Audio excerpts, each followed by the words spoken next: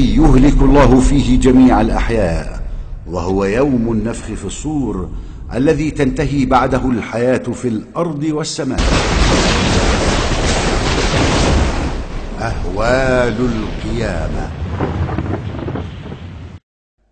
بعد اليوم الذي تظهر فيه أغرب العلامات، حيث طلعت الشمس من مغربها وخرجت الدابة من الأرض وظهر الدخان، وبعد هذا اليوم الذي تظهر فيه هذه العلامات يتغير مجرى الكون وتغلق باب التوبة، ويبقى شرار الخلق وهم الذين يشهدون العلامات الأخيرة، النفخة الأولى، نفخة الصعق والموت.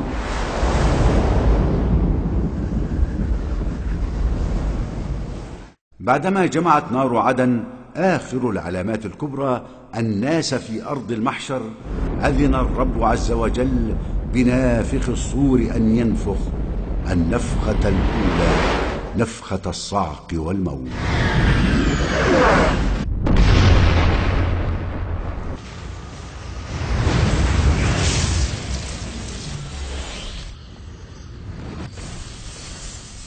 ويوم ينفخ في الصور ففزع من في السماوات ومن في الأرض إلا من شاء الله، وكل أتوه داخرين.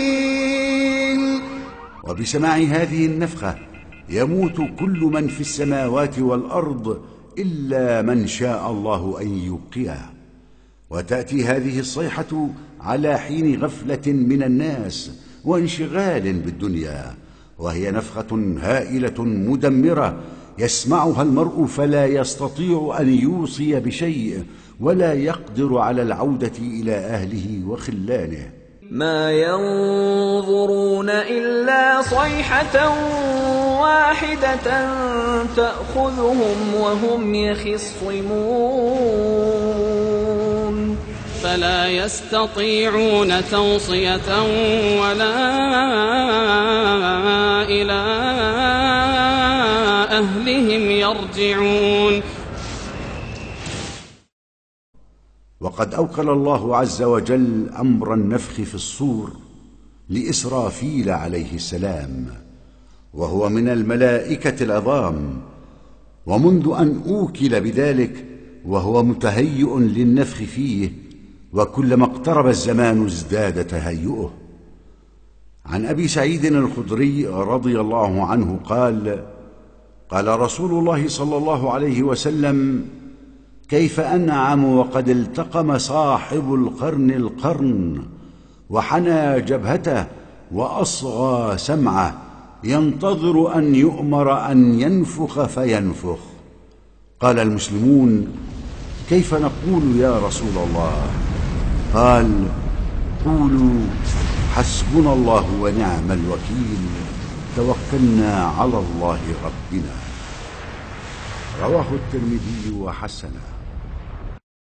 أخيرا أتى أمر الله، أمر إسرافيل بالنفخ في الصور، وإذا بصوت قوي شديد يدوي في كل مكان،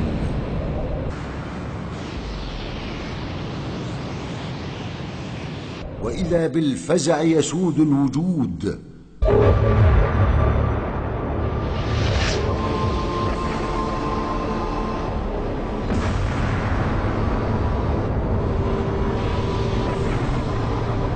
حانت اللحظة الأخيرة، لحظة الاحتضار.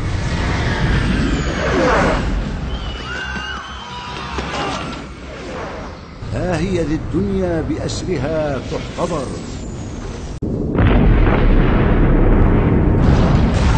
فالأرض تزلزل وتدك، والجبال تسير وتنسف، والبحار تفجر وتسجر، والسماء تتشقق وتمور، والشمس تكور وتذهب، والقمر يخسف، والنجوم تنكدر، ويذهب ضوءها وينفرط عقلها. ما هذا؟ لقد انطفأ نور الشمس وكذلك القمر وسائر الكواكب. الدنيا ظلام في ظلام.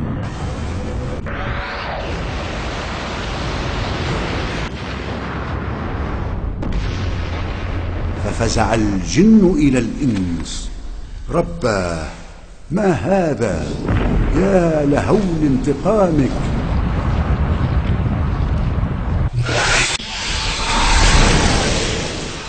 سبحانك يا الله، يا قادر يا جبار. السماء أيضا تحتضر، تتشقق، تتكور منها الشمس وتظل تهوي عبر بعد سحيق. ويقع القمر وسائر الكواكب والنجوم. تشتعل النيران وينتشر الدخان،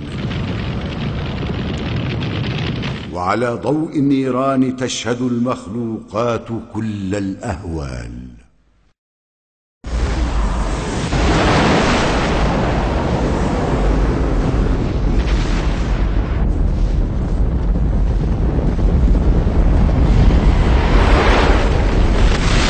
النفخة الثانية، نفخة البعث والفزع.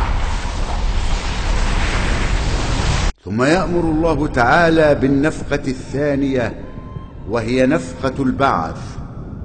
فإذا شاء الحق تبارك وتعالى إعادة العباد وإحياءهم أمر إسرافيل فنفخ في الصور، فتعود الأرواح إلى الأجساد ويقوم الناس لرب العالمين. ونفخ في الصور فصعق من في السماوات ومن في الأرض إلا من شاء الله، ثم نفخ فيه أخرى فإذا هم قيام ينظرون. وأشرقت الأرض بنور ربها ووضع الكتاب وجيء بالنبيين والشهداء وقضي بينهم بالحق وهم لا يظلمون. ووفيت كل نفس ما عملت وهو أعلم بما يفعلون. قال صلى الله عليه وسلم: إن الناس يصعقون فأكون أنا أول من يفيق، فإذا موسى باطش بجانب العرش فلا أدري أكان في من صعق فأفاق قبلي أو كان ممن استثنى الله. رواه البخاري ومسلم.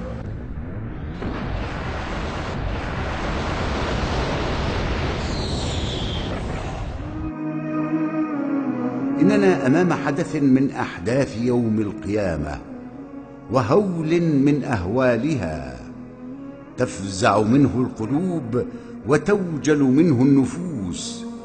إنه حدث يقرع أسماع أصحاب القبور فينتفضون من قبورهم مبهوتين شعث الرؤوس غبر الأبدان، قد أفزعتهم الصيحة وأزعجتهم النفخة. وقد وصف المولى جل وتعالى مشهد البعث وتعجب الموتى من ذلك، فقال سبحانه: ونفخ في الصور فإذا هم من الأجداث إلى ربهم ينسلون. قالوا يا ويلنا من بعثنا من مرقدنا، هذا ما